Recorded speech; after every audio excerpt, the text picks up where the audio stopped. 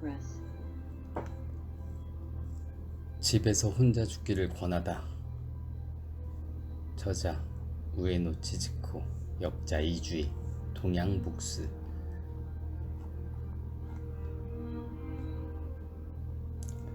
악마의 속삭임.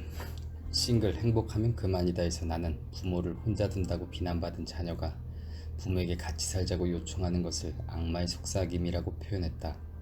이제는 그런 악마의 속삭임을 입에 담는 자녀도 그것을 받아들이는 부모도 줄었다. 세대 간의 가구가 완전히 분리하는 것이 자리를 잡았다. 스지가와시 연구조사. 스지가와시는 오사카의 이비인후과 의사로 일하고 있는데 2013년에 오사카부 가도마시에 사는 60세 이상의 고령자 약 500명을 대상으로 조사를 진행했고 460명에게 답변을 받았다. 그 결과 혼자 사는 고령자의 생활 만족도가 가족과 함께 사는 고령자보다 높다는 데이터를 얻었다. 부부만 남게 되면 서로 다른 문화가 격돌하여 당연히 생활 만족도가 낮아질 수밖에 없다. 그래서 이 시기에는 중간에 완충 가구를 두는 게 좋다. 자녀가 함께 살거나 반려동물을 통해 대화하는 커플도 있다. 그러니 3인 가구가 되면 생활 만족도가 조금 상승하는 게 이해가 된다. 가정 외로운 사람은 마음이 통하지 않는 가족과 함께 사는 고령자다. 사실 고령자의 자살률은 예상과 달리 독거 고령자보다 동거 고령자 쪽이 더 높다. 연구 결과 스지가와 씨는 자신의 저서 3부작의 결론을 이렇게 맺었다. 스지가와 씨의 결론은 나의 주장과 보기 좋게 겹쳤다. 스지가와 씨도 시설에 들어가는 것은 권고하지 않았다. 오히려 자신이 내린 결론 요소들은 어떠한 고급 시설에도 존재하지 않는다라고 단언했다. 부유층 대상의 요양시설을 봐도 내가 전혀 부러워하지 않는 이유다. 1. 살던 집에서 계속 살기. 2. 돈 부자보다 사람 부자 되기. 3. 타인에게 신세지지 않고 자유롭게 살기. 나올 사람은 부모와 자녀 세대를 분리할 때는 노인을 집에서 빼내는 게 아니라 젊은 사람이 나오는 게 도리다. 젊은 사람은 환경 변화에 적응하기 쉽고 애초에 집도 부모 집일 테니 말이다. 신선한 호기심. 작가 시바타 쇼시의 에세이 중에 자신이 사는 아파트 엘리베이터에 과연 자신의 관이 들어갈 수 있을지 생각하는 내용이 있다. 사인. 노쇠는 병명이 아니라 사회가 승인한 사망 원인이라고 해도 좋다. 초고령자가 이렇다 할 원인이 없이 죽었을 때 그 나이면 뭐 어쩔 수 없지 라고 주변이 해석하면 노쇠가 된다. 방문진료 대상에 들어가 있으면 주치의가 사망진단서를 써준다. 사망진단서에 신부전이나 노쇠라고 쓴다면 사실상 사망 원인을 알 수 없다. 언제 죽어도 이상하지 않은 상태였다는 말이다. 죽어가는 사람을 굳이 죽일 일은 없을 테니. 욕창이 말해주는 것. 민간 비영리 단체인 일본 건강노화 추진기구 이사장이자 의사인 오타히로 씨는 시신은 간병의 알림장이라고 말한다. 욕창이 없는 깨끗한 시신은 생전에 얼마나 극진한 간병을 받았는지를 보여주는 증거이기 때문이다. 건강수명. 건강수명에는 남녀차가 있는데 허약기간의 평균은 2016년 조사에 따르면 남성이 8.84년, 여성이 12.35년이었다. 여성이 타인의 도움을 받으며 살아가는 기간이 남성보다 4년이나 길었다. 불필요한 의료 개입. 자택에서 서서히 다가오는 죽음을 맞이하는데 의료가 개입할 필요는 없다. 의료는 병을 고치는 게 목적이지 죽기 위함이 아니다. 의료의 역할은 개입을 삼가고 사후에 사망진단서를 써주는 것이다. 도쿄의 응급실은 연계 시스템이 구축되어 있어서 자신이 간구에 응급실이 꽉 차 있으면 도쿄 내 다른 구로 갈 수 있다. 하지만 비어있는 응급실을 찾아서 다른 구의 병원을 전전하다가 골든타임을 놓칠 수도 있다. 응급의료 현장의 기능을 마비시키지 않기 위해서라도 이용자 스스로 자제할 필요가 있다. 나이가 들면서 찾아오는 죽음은 평온하게 서서히 진행된다. 의료진이나 간병인이 슬슬 때가 됐네요 라고 하면 그 예측은 거의 맞다. 119를 부르고 마치 화재 현장처럼 난리가 나는 죽음은 피할 수 있다.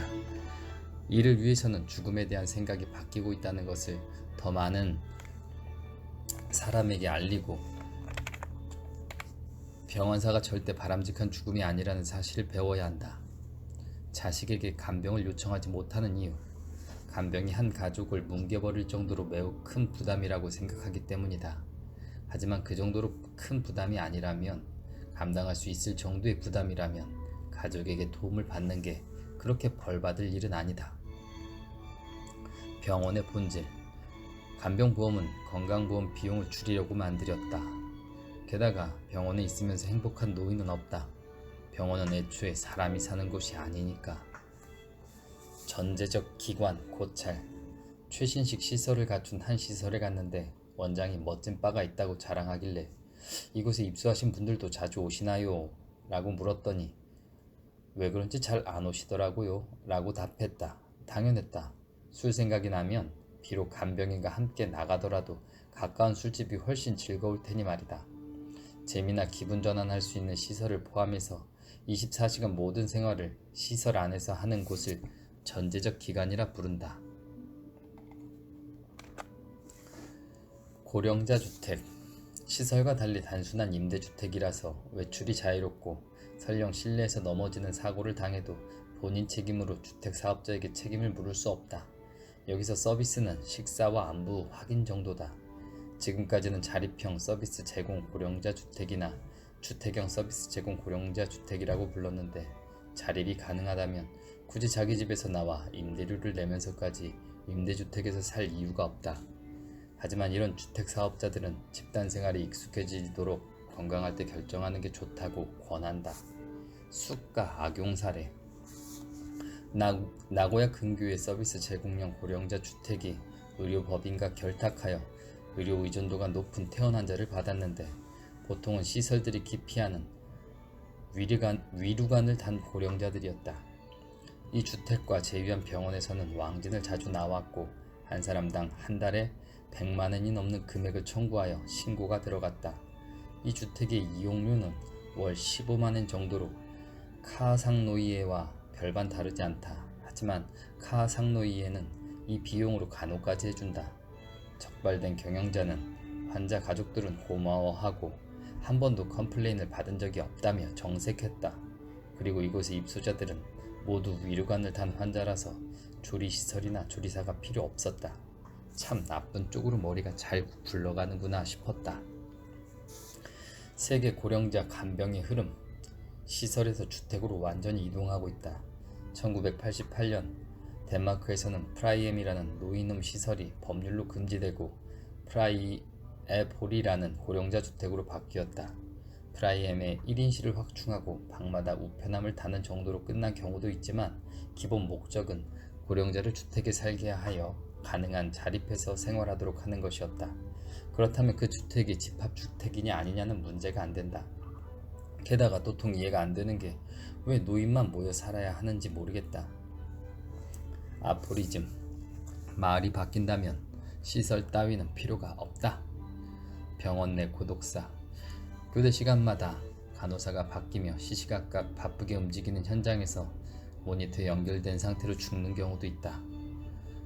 오가사와라 씨는 이를 병원 내 고독사라고 부른다. 임종 케어, 오가사와라 씨의 말처럼 현장의 경험치는 점점 올라가고 있다. 예전에는 시설이든 방문이든 간호를 두려워하거나 충격을 받는 간병인을 배려해야 했다. 그래서 시설 책임자나 케어 매니저는 임종기 노인에게 베테랑을 배치하거나 직원 수당을 올려주는 등의 노력을 했다.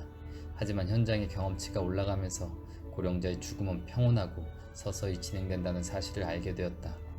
의사가 죽는데 의사는 필요 없다는 내용의 책을 썼듯이 죽는데 의사는 필요 없다. 의사는 죽음 이후 사망 진단서를 쓸 때 필요할 뿐이다. 주치의가 방문 진료를 하고 있다면 의사가 입회하지 않고도 사망 진단서를 써줄 수 있다. 고독생이 더 중요. 고독사를 없애자는 캠페인은 사후에 빨리 발견하는 시스템을 만들면 성공할 수 있다. 그러나 진짜 중요한 것은 사후에 빨리 발견되는 게 아니라 살아생전에 고립되지 않는 것이라는 점을 잊어서는 안 된다. 나처럼 평소에는 혼자 지내던 사람이 임종 때만 친족에게 둘러싸인다고 생각하면 너무 부자연스럽다. 가능하면 조용히 가게 하면 좋겠다. 고독사한 사람들은 살아있을 때부터 이미 고립된 인생을 살았다. 고립된 인생이 고독사라는 결과로 이어졌다. 살아있는 동안 고립되지 않는다면 고독사를 두려워할 필요가 없다. 싱글 여성은 전혀 두려워하지 않아도 된다고 말할 수도 있다.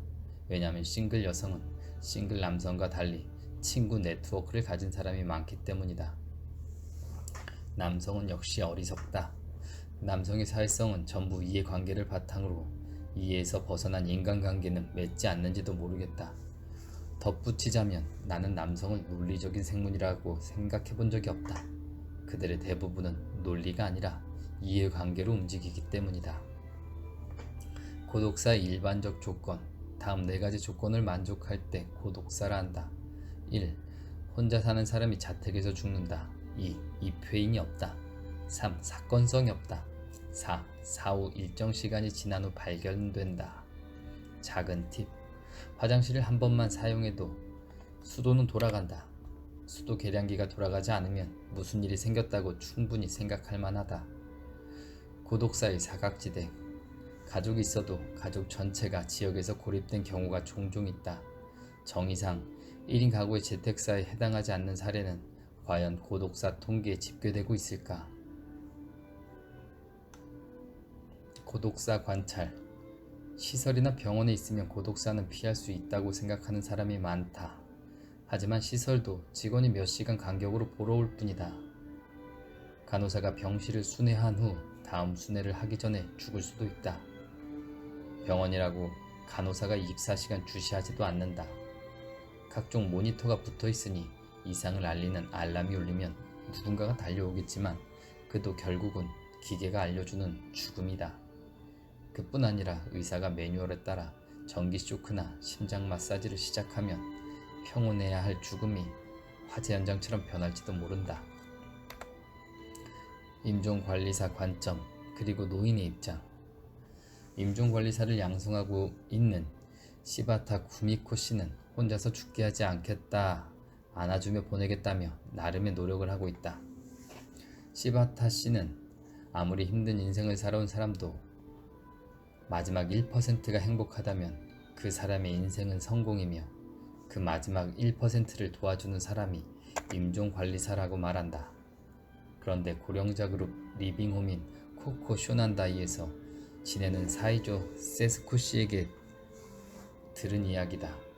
말기암으로 죽어가는 입소인이 있어 마지막까지 한시도 혼자 두지 않겠다는 생각으로 동료들과 돌아가면서 지켰는데 죽어가던 그 사람이 가끔은 혼자 있게 해달라고 요청했다고 한다. 임종, 입회 컴플렉스. 취재하면서 보니 임종을 지켜보고 싶어하는 쪽은 죽는 사람이 아니라 남겨지는 사람이었다. 나는 이를 임종 입회 컴플렉스라고 이름 붙였다. 치매에 대한 편견.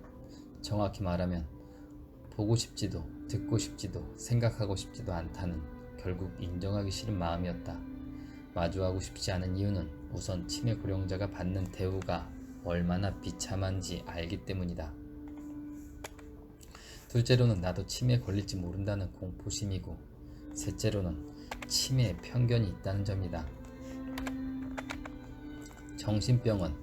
정신병원은 가족과 시설 모두에 처치곤란인 환자를 받아주는데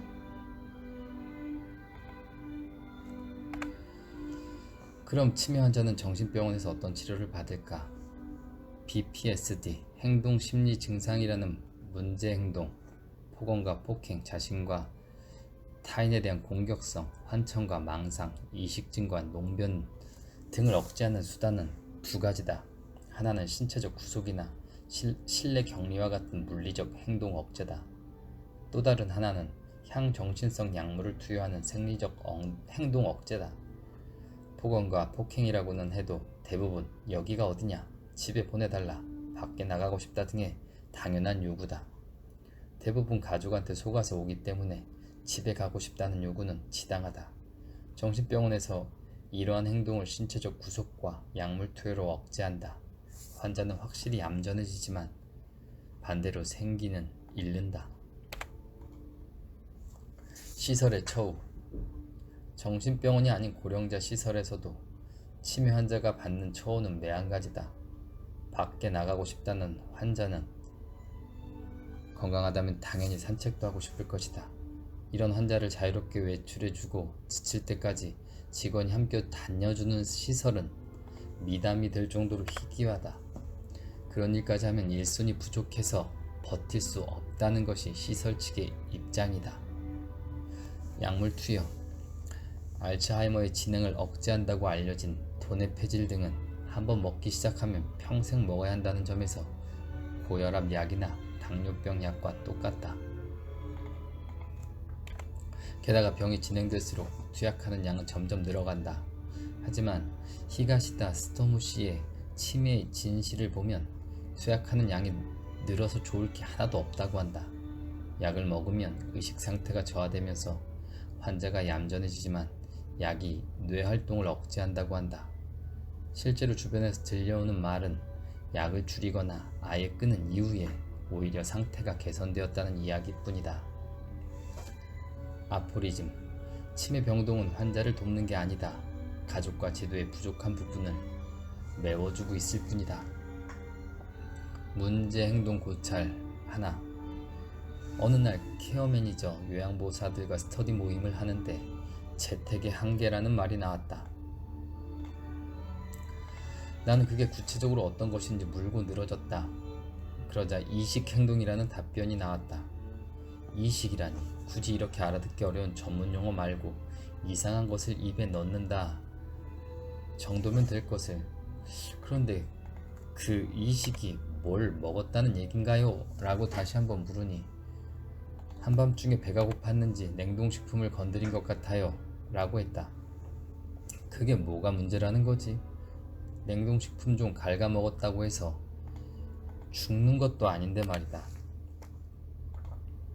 딱딱하고 차가우니 어차피 도중에 그만뒀을 것이다.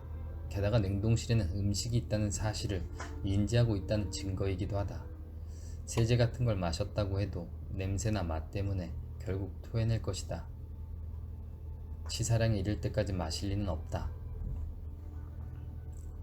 문제행동 고찰 2. 노인이 집에서 발가벗고 있는 게 뭐가 문제죠? 누구한테 피해를 주나요? 라고 나는 또 물고 늘어졌다. 본인에게는 문제될 게 전혀 없고 그저 기분이 좋아서 그럴 뿐이다. 요양보호사는 놀랄지도 모르겠지만 집은 애초에 사적인 공간이다. 문제행동 극복 사례.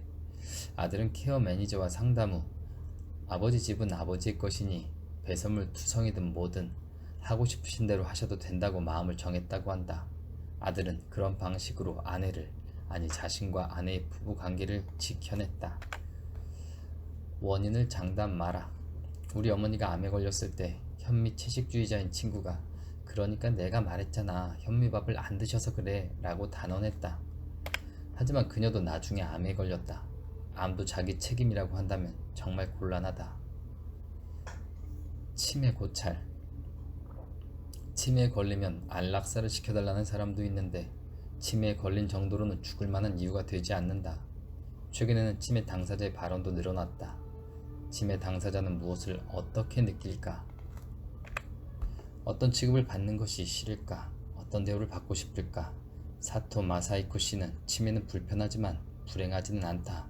조금만 도움을 받으면 혼자서도 살아갈 수 있다 라고 말했다. 39세 청년선 치매를 진단받은 단노 도모 후미 씨는 기억 장애가 진행 중인데 이전보다 웃는 일이 늘었다고 말한다. 단노 씨의 주치인 치매 전문의 야마자키 히데키 씨는 치매 환자는 무엇을 할 수 있나가 아니라 치매 환자와 무엇을 할 수 있나를 생각해야 한다고 말한다. 당연한 이야기. 삶이란 먹고 싸고 청결을 유지하는 일이다. 이게 식사, 배설, 목욕이라는 간병의 3대 기본 조건이다. 이 3종 세트가 유지되는 동안은 살아갈 수 있다. 오늘 하루도 눈을 뜨고 기분 좋게 하루를 살 수 있다. 그리고 이를 도와줄 전문가들이 있다. 간병보험 덕분에 치매에 걸려도 도움을 받으며 일상을 보낼 수 있는 사회가 되었다는 사실에 기뻐하면 된다. 성년 후견 제도 결함. 현재 성년 후견인 제도에는 결함이 있다. 계약 자체가 피후견인의 사망과 동시에 종료된다. 한국도 동일하다. 임종 때 입회했어도 그 이후에 시신처리나 장례, 이장에는 일절 관여할 수 없다. 나가노현 마스모토시에는 라이프 디자인 센터라는 민간 비영리 단체가 있다. 2001년에 설립되었는데 초기와 비교하면 법정 후견인보다 이미 후견인이 더 늘어났다고 한다. 우리 모두 치매에 걸린다. 내가 원하는 것은 치매를 두려워하는 사회가 아니라 치매에 걸려도 안심하고 살아갈 수 있는 사회다. 혼자 치매에 걸리지 않으려고 아득바득 노력할 정도라면 그 에너지를 안심하고 치매에 걸릴 수 있는 사회를 만드는 데 썼으면 좋겠다. 하지만 나는 히노시타도로 씨를 만나고 갑자기 눈이 환해졌다. 그는 이렇게 말한다. 우리 모두 나중에는 치매에 걸립니다. 그 사실을 전제로 치매에 걸려도 되는 게 아니라 치매에 걸려서 좋은 사회, 또한 이를 전제로 치매에 대비하는 사회로 가야 합니다.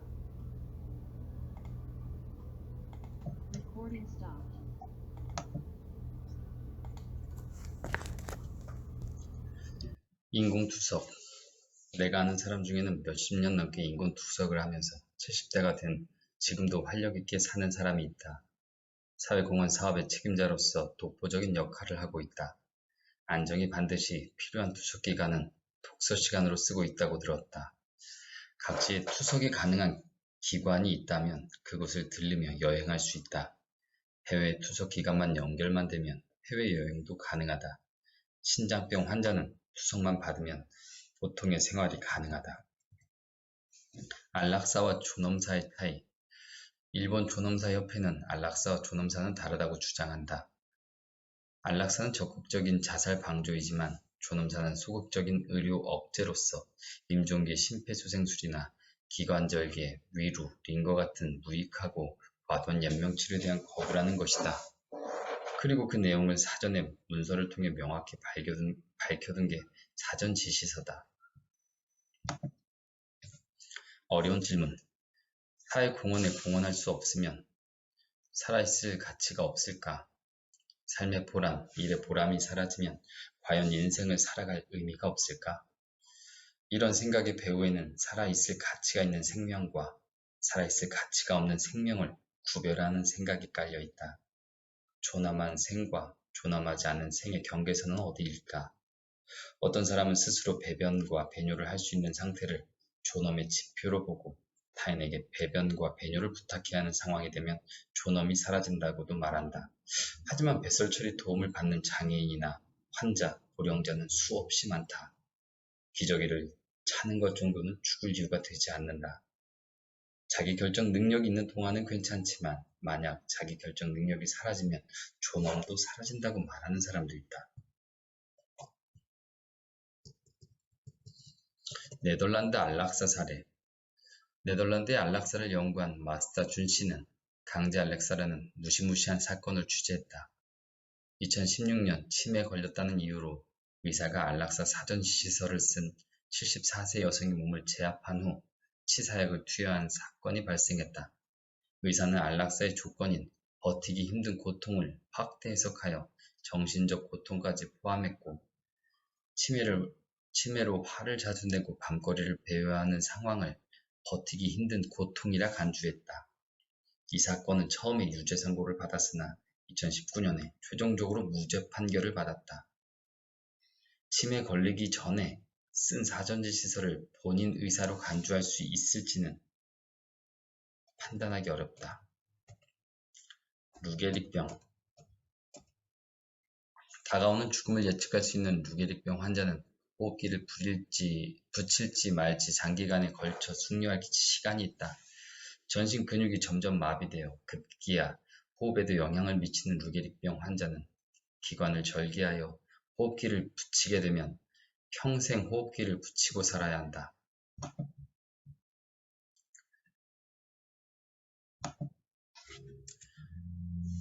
몇 분이라도 호흡기가 없으면 호흡곤란으로 생명이 위험하기 때문에 24시간 케어도 필요하다. 류게릭병 환자 중에 호흡기를 붙이는 비율은 약 30%이고 대부분은 가족에게 간병 부담을 주고 싶지 않거나 자유가 없는 인생을 비관하여 호흡기를 떼는 선택을 한다. 게다가 호흡기 장착을 선택하는 비율에는 젠더의 차이도 있다. 여성 류게릭병 환자가 호흡기를 선택하는 비율은 현저히 낮다. 돌보는 성인 여성이 돌봄을 받는 쪽에 서기란 쉽지 않다. 사고의 확대. 세상에는 불편한 신체를 보완하는 다양한 보조기구가 있다. 눈이 나빠지면 안경을 쓰고 귀가 잘 안 들리면 보청기를 낀다. 다리가 나빠지면 휠체어를 탄다. 기술 발전에 따라 각종 보조기구도 간편하고 가볍게 진화해왔다. 호흡기나 투석장치는 크기 때문에 사용이 번거로울 수는 있다. 하지만 안경이나 보청기는 쉽게 사용하면서 왜 호흡기나 투석장치를 선택할 때는 주저할까? 가족에게 부담이 가기 때문이라는 이유는 대체할 만한 선택지를 준비하지 못한 정치 문제다. 현명한 대답. 가족 동의서를 받느냐고 물으니 아니라고 대답했다. 그럼 도대체 어떻게 하나요? 라고 다시 물으니 그녀의 대답은 감동적이었다. 살고 죽는 데는 정답이 없어요. 가족과 직원이 함께 마지막까지 망설이면 돼요. 사전 지시서 고찰. 의료, 간병업계에서 일하는 지인들은 이렇게 말한다. 저도 ACP를 권하는 입장이지만 사실 마음이 내키지 않아요. 나도 쓰고 싶지 않은 그런 것들을 타인에게도 권하고 싶지 않아요. 이런 말을 들으면 나는 이 사람은 믿어도 되겠다라는 생각을 한다.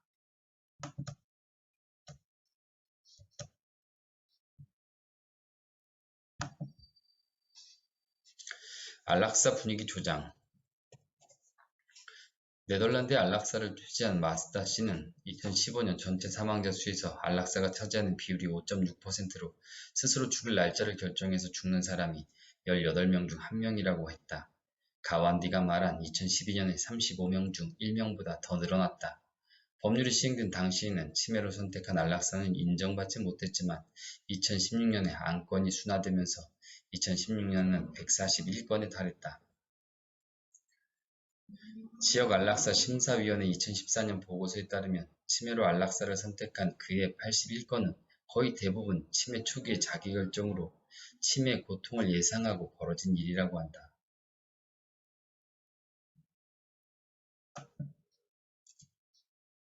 그렇다면 이 결과는 공연히 치매에 대한 공포를 부채질해온 정치와 미디어가 만들어낸 효과가 아닐까. 최근에는 코로나 때문에 안락사법이 적용이 늘어났다고 들었다. 응급 환자의 중증도 분류에 따라 살아있을 가치가 없는 생명을 선별하는 것은 아닌지 두렵다. 선별에서 보편으로 그동안 무료로 서비스를 받던 빈곤가정은 오히려 서비스에 제약이 생겼고 본인 부담비가 있는 서비스는 이용하지 못했다. 한마디로 복지가 줄어든 셈이었다. 하지만 그때까지 그렇게 한정된 가구만 받던 서비스를 간병보험 덕분에 모든 가구가 받게 되었고 이는 분명히 높이 평가할 만했다.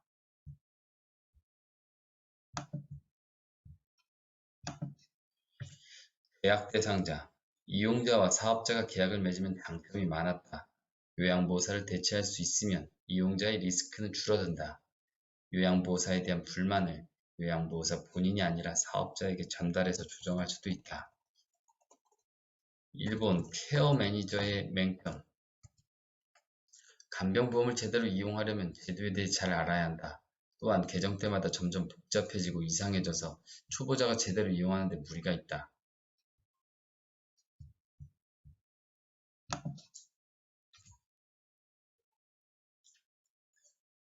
케어 인저는 본래 독립성이 있어야 한다. 하지만 일본은 케어 매니저가 독립성을 지킬 수 있을 만큼 보수가 충분하지 않기 때문에 사업자에 소속되는 것을 인정하고 있다.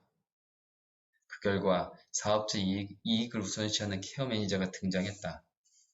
돈을 주는 사람이 눈치를 보는 것은 어느 나라에서나 당연한 일이다.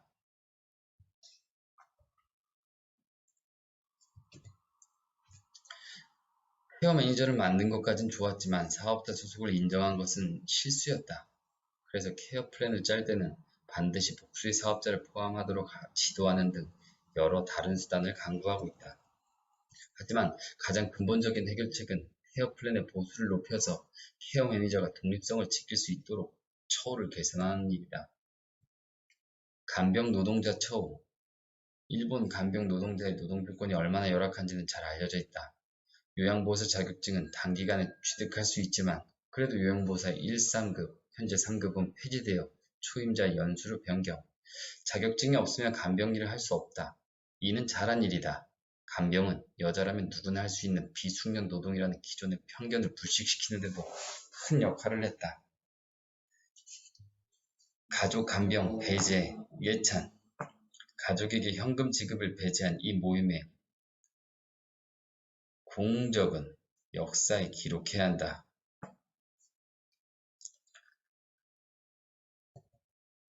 타인 간병. 고령자 학대 방지법이 제정되었다. 그때까지 가족의 수치를 세상에 보여주고 싶지 않다. 애초에 타인에게 맡기는 것 자체가 가족의 수치다라는 사고방식이 오랫동안 가족의 어둠을 가려왔다. 간병보험은 그 어둠의 문을 억지로 여는 효과를 발휘했다. 우리의 조사에 따르면 고령자 본인보다 가족이 집에 타인을 들이는 데 저항감이 더 컸다. 물론 타인의 출입을 싫어하는 노인도 있지만 실제로 전문가의 간병을 받아보면 가족의 간병보다 훨씬 쾌적하다는 사실을 금세 실감하게 된다.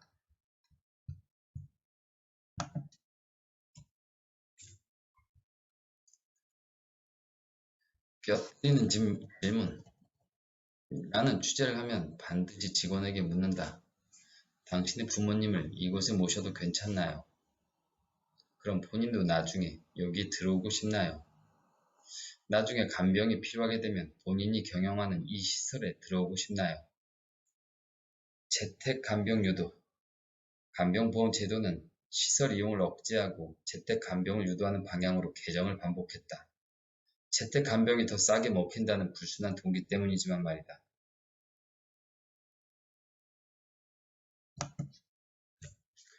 2014년 의료 간병 일괄법에 따라 간병을 자택으로 유도하는 게 명확해졌다. 특별 양호 노인험의 입소 자격 조건이 간병 필요도 3급 이상으로 엄격해졌고 이용자의 본인 부담률도 소득에 따라 10%에서 20%로 2018년에는 30%로 상향 조정했다. 드디어 정부가 이용 억제로 태세를 전환한 것 같다. 간병보험 예찬. 이제 와서 간병보험이 없는 시대로 돌아갈 수는 없다.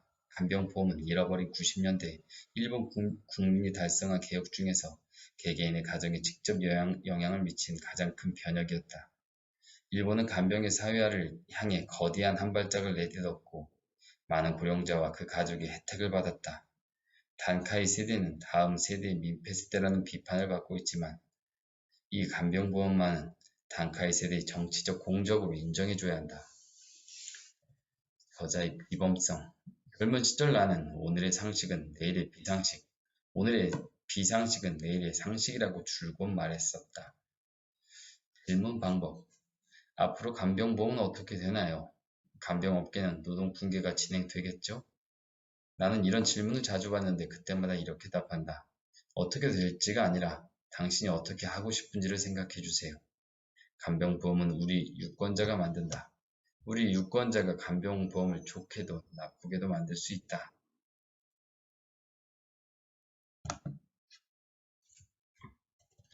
각자 도생보다는 좋은 사회 구축. 늙는 것은 누구도 피할 수 없다. 사망률은 100%다. 5명 중 1명이 치매에 걸린다고 한다. 간병 없이 살겠다며 열심히 운동하고 치매를 예방한다고 두뇌 시절에 매달리기보다는 간병이 필요해져도 안심할 수 있는 사회, 안심하고 치매에 걸릴 수 있는 사회, 장애가 있어도 죽지 않는 사회를 만들기 위해 당신도 함께 싸워주길 바란다.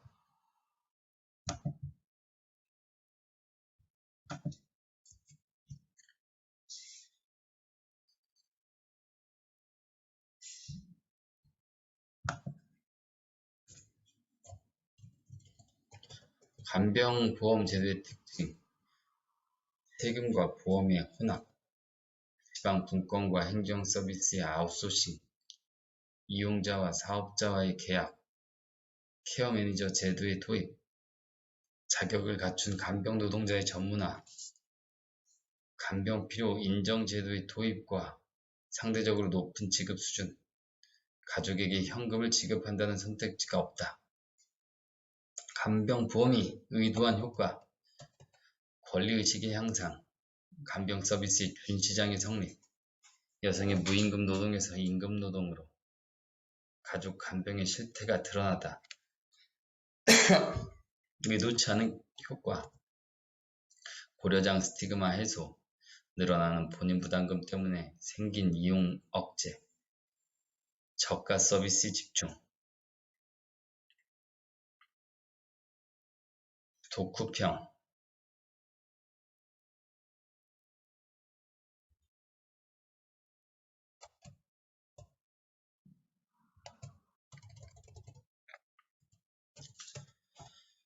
부담 없는 두께와 눈이 편할 수 있는 활자에게 가벼운 마음으로 책을 펼쳤다. 예전에 누구나 죽음은 처음입니다. 떠난 후에 남겨지는 것, 나이 들며 대하여 등 내용을 접한 바 있어서 신선한 주장은 아니었다. 그렇지만 노인장기 요양보험을 중심으로 노년의 삶과 죽음을 조망하기에 주장이 더 일사불란했다. 요양원에서 근무하는 나에게는 솔직한 얘기를 해주는 선배를 만나 얘기를 나눈 기분이었다. 많은 사람들이 아파트에서 거주하는 현실을 감안해 보면 집에서 혼자 죽었을 때 관이 엘리베이터에 실릴지 의문스러워하는 저자의 호기심도 치매 환자들의 문제행동을 문제보다는 자연스러운 노화 현상이자 인간의 욕구로 이해하는 관점도 인상적이었다. 무엇보다 죽음이라는 사건을 입회자가 있어야 한다는 근거 없는 당연함에 의구심을 풀고 풀어내는 열정에 감탄하며 공감하게 된다. 나는 안락사와 존엄사에 동의한다. 유행처럼 번진 내 죽음은 내가 결정한다는 사고의 영향을 받았기 때문이다. 그런데 그 결정이라는 선택지가 다양하지 않다는 저자의 지적과 내가 결정한다는 사실 이면에 가족의 암묵적인 욕구 등도 분명 작용할 수 있다는 합리적 의심의 뒤통수를 맞은 듯 멍해졌다. 오히려 안락사와 존엄사가 시대적 흐름이고 세련된 사고라고 여긴 것이 언론과 정책의 방향의 결과값일 수 있다는 저자의 주장에 동의하지 않을 수 없다. 누군가 나에게 당신이 치매에 걸리면 요양원에 입소할 거냐? 라고 묻는다면 아니라고 대답하겠다. 그러나 가족들의 눈치, 더 정확하게 말하자면 자식들의 눈치를 안 볼 수 있다는 확신을 하기 어렵다. 그래서 결국 입소하게 될 수도 있겠다는 대답도 완전 배제할 수 없을 듯하다. 분명한 건 나 역시 여느 어르신들의 바람처럼 집에서 생활하다가 죽고 싶다. 가족이 임종을 지켜보느냐 여부는 크게 중요하게 생각하지 않는다. 아니, 중요하지 않을 수 있도록 평소에 하고 싶은 얘기와 표현을 해야겠다.